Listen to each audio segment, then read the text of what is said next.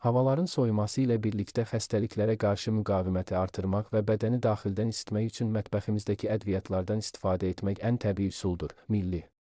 Az qış aylarında masanızdan əskik etməməli olduğunuz 8 möcüzəvi ədviyyatı təqdim edir. İltihab əleyhinə xüsusiyyətləri ilə tanınan zəncəfil soyuqdəymə və öskürək zamanı ən yaxşı köməkçidir.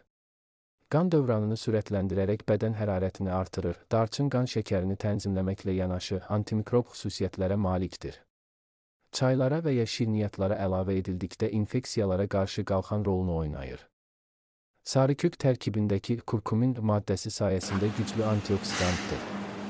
İmmunitet sistemini polad kimi möhkəmləndirir və hüceyrələri yeniləyir. İpək boğaz ağrılarını kəsmək və ağız boşluğundakı mikrobları təmizləmək üçün idealdır.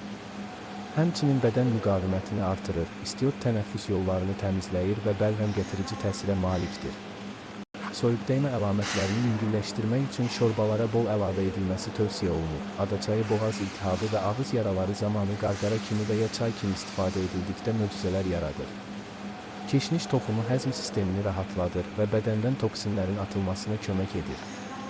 Qış aylarında ağır yeməklərdən sonra istifadəsi faydalıdır. Acı bibər, pul bibər tərkibindəki kapsaisin sayəsində metabolizmanı sürətləndirir və bədəni sürətlə isidir. Soyuqdan titrədiyiniz anlarda yeməklərinizə bir az acı əlavə etmək enerjinizi bərpa edəcək.